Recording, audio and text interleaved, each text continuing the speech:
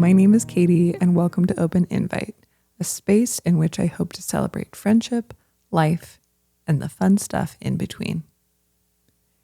In today's episode, I want to talk about something that has brought me a surprising amount of peace: allowing things to happen. Don't get me wrong, I am a planner. I like to have things figured out.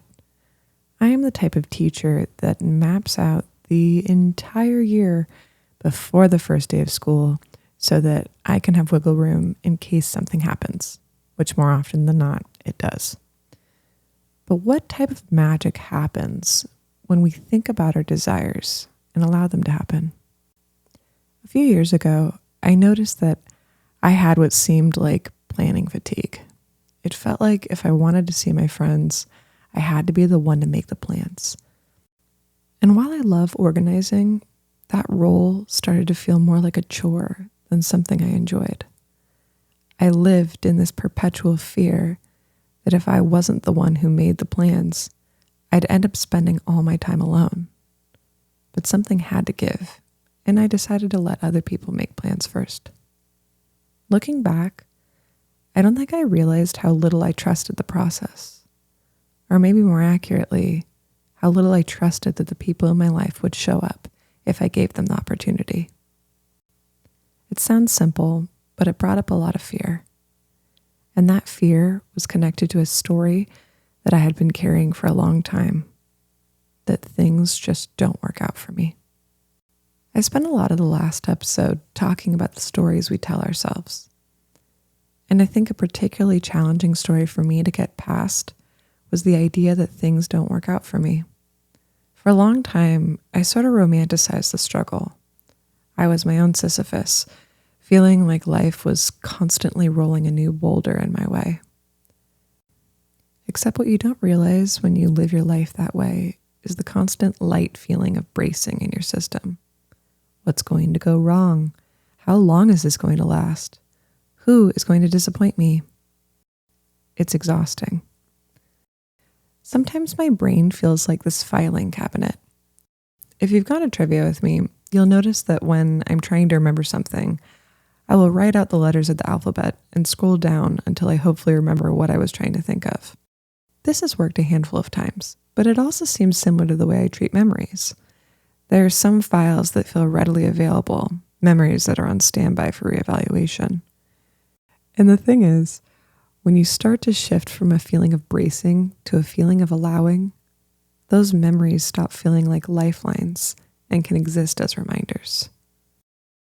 My coworkers will tell you that I've become really good at spinning things. Don't want to do something? I'm giving other people the chance to shine. Kid in your class driving you nuts?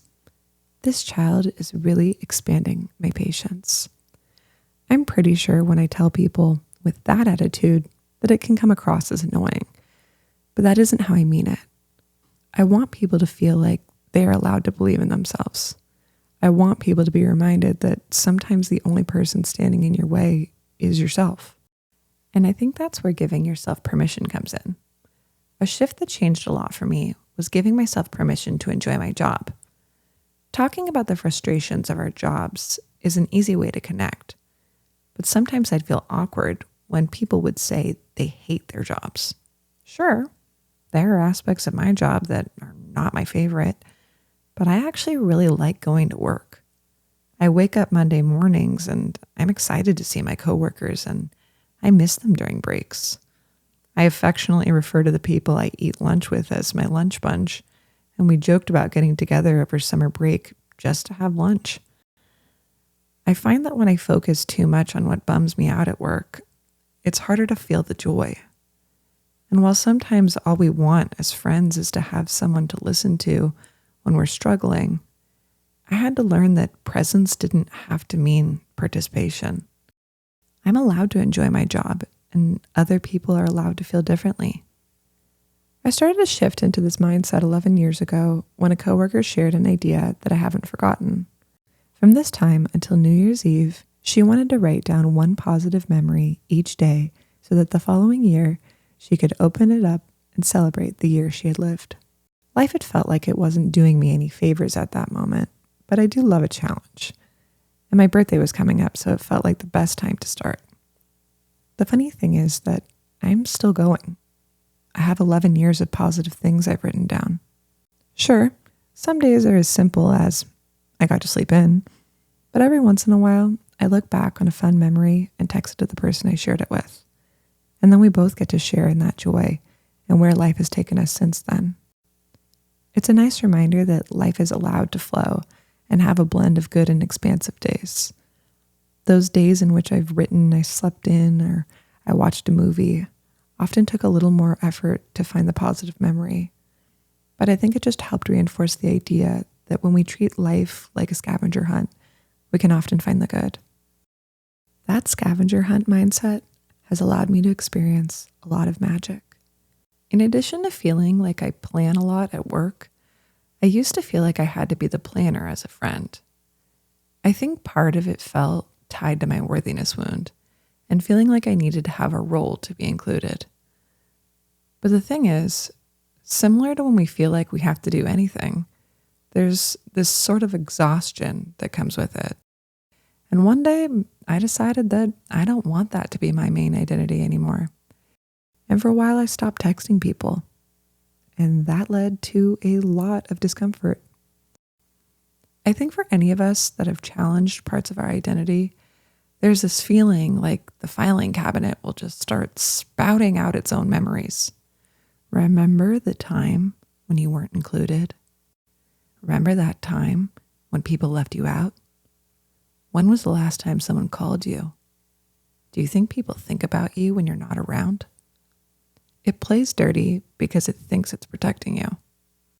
And yet, I had recently started watching videos about the importance of feeling our feelings and started treating the discomfort as an opportunity for inquiry rather than proof life wasn't going to change.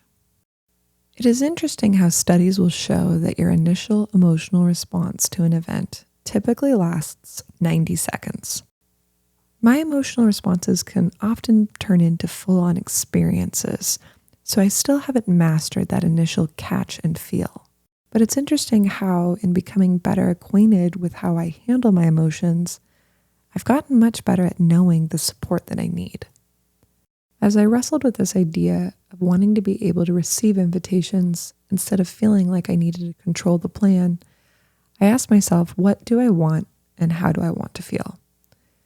I think similar to that question of what do I like, sometimes what do I want can feel really overwhelming. And so I let it be. There's that obvious want of, I just want other people to make the plans for me, that comes with an initial surge of anger. And as I sat with that sort of frustrated childlike feeling, I realized underneath it was a deeper desire to feel like I belong.